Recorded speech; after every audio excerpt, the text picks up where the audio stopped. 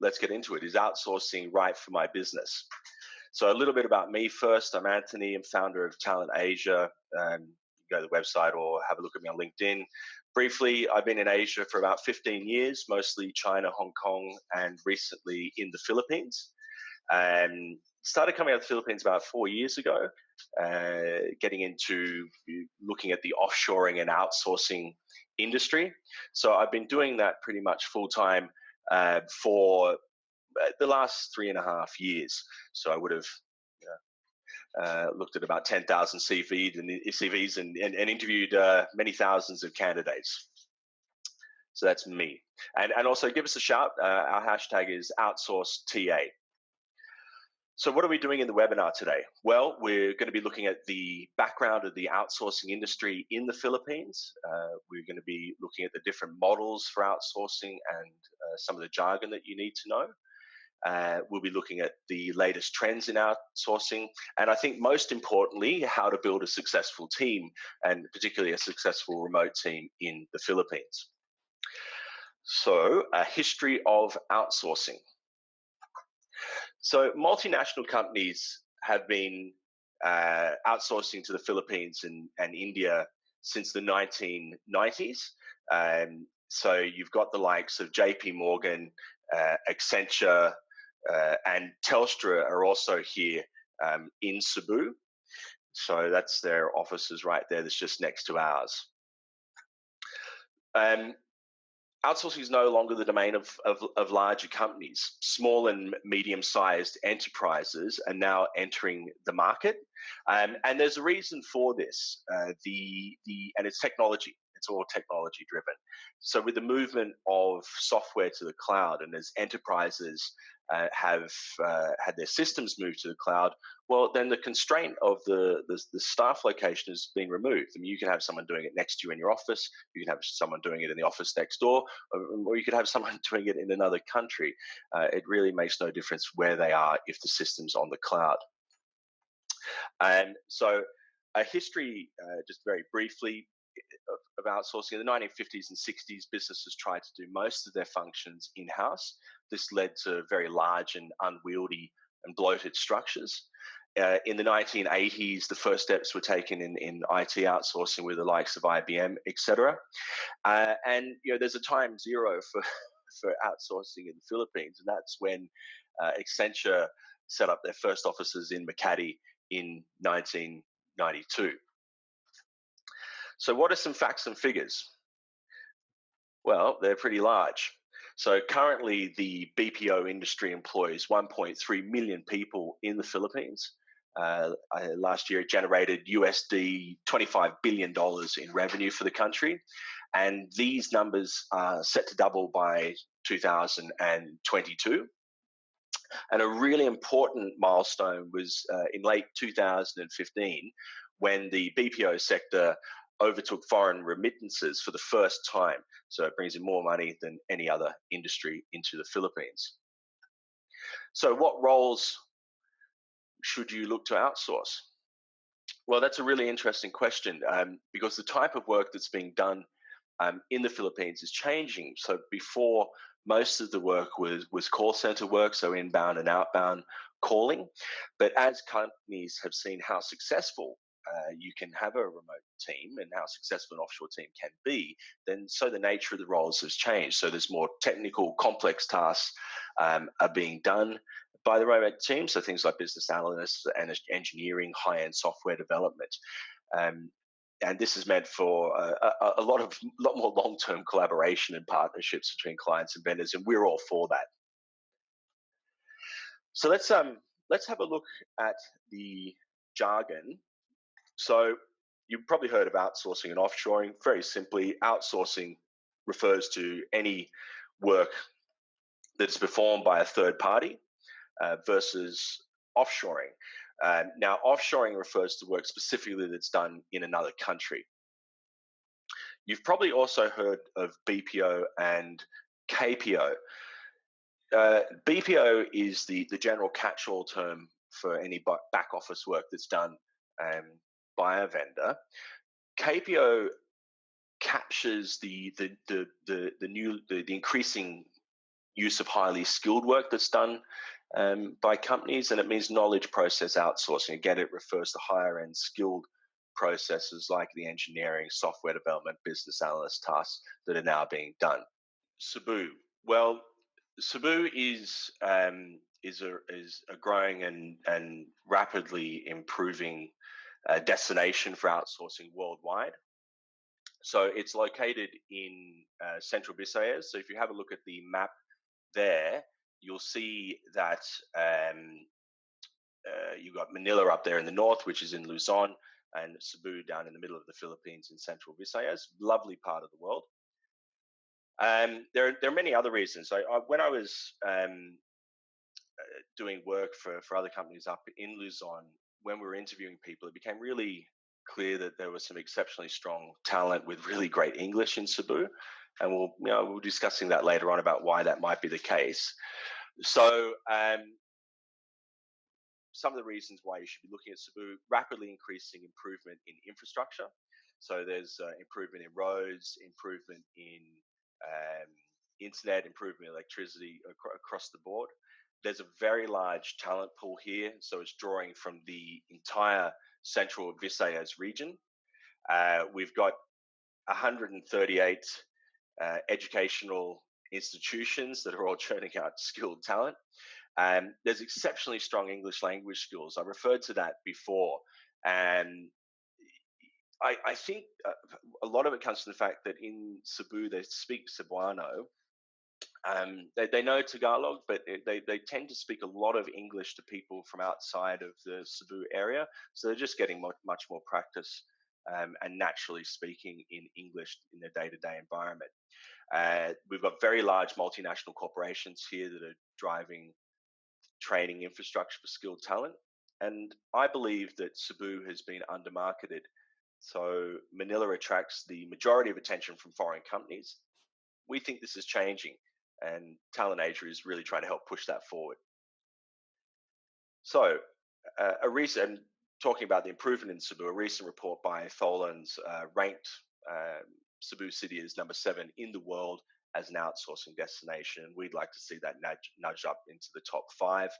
You see here on your screen a map of Cebu. So we're located directly in Cebu City. There's also a large amount of BPOs on Lapu Island, and also some absolutely beautiful diving spots. So if you see on the bottom right, the whole island has some of the best diving in the world. So if you do come up here, please spend some time also exploring around Cebu and getting to know it a bit more. Right, let's start getting into the details of setting up a team in the Philippines. So some of the problems to avoid. When people ask me what are the 3 main issues when building a team in the Philippines, my answer is process, process, and process. Not so with large companies, but with smaller companies and even medium-sized enterprises, sometimes the processes aren't documented. It's like, this is the way Bob does it. This is how Jane has always done it. It's in their heads. That's not going to work when you're trying to build an offshore team. So any guidelines, run books, manuals, etc., need to be written down very clearly. And we can help you do that. There's software that you can use to record what you're doing on a computer. You can then send us that recording, or send any BPO that recording, and then that is typed out for you, and a manual is created, or a guideline for the processes that you're doing is created. And so firstly, it allows for better transition of work, and secondly, it allows you to scale because you can replicate what you're doing. You don't want to have to keep training and training people. You should get someone here who can train and replicate on the ground in the Philippines. The second biggest problem is not understanding that there are cultural differences. We have to be careful with cultural differences. I sometimes think that they can be used as a reason or as an excuse for things not being done properly. In other cases, there are cultural differences, and it's definitely the case in the Philippines. So they've got great English and they're very talented, but you have to remember that it is a different culture. So an example of that is some work by Yang Liu. This is in China, but it applies just as well, if not more so, to the Philippines. So you're dealing with problems in the Western world. You can be quite upfront with it. In the Philippines culture, it can be very difficult for someone to actually tell you that there is a problem. And that's an issue when you've got a remote team. So we need to look at how you can solve that. The Philippines culture places an enormous amount of weight on age and seniority. It can be very difficult for your staff member to tell you that something is wrong or that they don't understand something. So it's a hierarchical system. So you've really got to build up an environment of trust, of daily communication, so that staff member feels confident to be able to talk to you and let you know when there is an issue. So another work by Young Leo, how the Filipinos view a boss. It is very much like that. I'm not sure about the West is exactly like that, but with the Philippines, that representation is spot on. So it's hierarchical and it is deferential to anyone that is your senior. The value of face is enormously important in the Philippines. I've lived in China and Hong Kong for many, many years. And I think that face is just as important, if not more so, in the Philippines. So very, very simply, don't publicly reprimand, avoid public reprimand of a staff member. That doesn't mean that you can't fix a problem. If a staff member has done something wrong and it needs to be fixed, then you have to do that. But there are ways of doing it properly. What we would suggest is that if a staff member has done something issue and needs to be rectified, get a local to talk to them, get it done in private, and get it monitored rather than any public rebuke. Another issue to manage is the apprehension of your local team. Look, we're not about taking jobs. The goal of offshoring and outsourcing is growth. We want to increase your efficiency, increase your profit, and that's what it's about. It's about allowing you to compete in an international market, which you are doing. And by getting staff in the Philippines, in Cebu, you're freeing up your valuable local staff to concentrate on core business, to concentrate on high value tasks. Right, so let's sum this up. How do we make it all work well? So tips. 1, document the process, understand that there are cultural differences, and have daily interaction with your staff. I've found, and we found here, that the teams that really are the most effective are the ones that have daily interaction in the form of a huddle. So you get in the morning and say, this is what we're going to be achieving today. And at the end of the day, get a daily report. So communicate. You'll love it because you get used to your team. Your team loves it because they can interact with their client.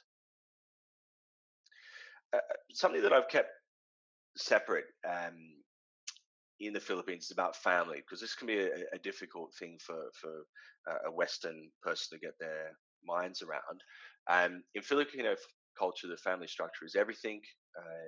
It's fundamental to their psyche and understanding of the world. Well, how does that affect you? Well, because the work environment is seen as a second family. So a lot of the staff members that you'll have will live in fairly rough and ready circumstances. There could be 10 to 15 people living in the one location. So the workplace becomes a sanctuary and becomes a family unit. So if the staff member buys into you as a client as part of their family unit, then you'll have a very loyal and very productive staff member. If you don't work on that, if they don't buy in, then it can really cause a lot of trouble and mean that the success of your remote team could be in jeopardy. What are some of the benefits of building an offshore team? Well, it allows you to focus on your core business. You can vastly expand your talent pool. I mentioned that before. I mean, you don't have to have a talent pool just based in your location. Your talent pool is international. It frees up your highly valuable staff to concentrate on business critical tasks. You can do things like improving your customer satisfaction. You can very easily build up a 24/7 customer support team in the Philippines. We're here in the Cebu IT park. It never stops. It's 24/7. It's just as busy in the evening as it is during the day. So having a 24/7 team is doable and is quite easily doable, and allows you greater flexibility with your workforce. We take on as a vendor some of the risks of staff, because sometimes the staff member doesn't work out. So going a little bit more granular, what do we need to know? Well, let's first look at what you need to look at when choosing a BPO partner. So number one, do they have experience in building teams in the Philippines? That's another first thing that I would look at. Are there Western managers in the company? Don't get me wrong. In my time here, I've come across some absolutely fantastic local Philippines people who would slot right in to any Fortune 500 company around the world. We feel that you still need a Western manager on the ground here to help as a bridge between you, your staff, the local team, and the Philippines team here. Another thing to look at is, are they located in a recognized outsourcing center? Is the infrastructure stable? Number one. So, where are they located? Is the region stable? Is even the building they're in stable? Do they have redundant internet, etc.? There are questions that you really need to ask yourself before making the decision of your vendor. And is there a large talent pool in their location? So, how does the onboarding of staff work? Well, the first step is to identify the roles and the functions that you're looking to do remotely. Try and get a job description down. If you can, try and get it written down for what you're looking for. Based on that, we or any BPO will go out and find candidates for you. We try and get multiple candidates for you. We have people on our books, or we do a search for candidates. We then send those candidates through to you, and then based on your feedback, we move to the interview stage. And it's really important that you're doing the interviews. You need to talk to the staff. So even if someone looks great, even if we've interviewed them beforehand with a pre-screening and think they're great, you need to talk to them just to make sure you get the right feeling for you and your business. And based on the outcomes of the interviews, we then onboard selected staff. So that's the end of the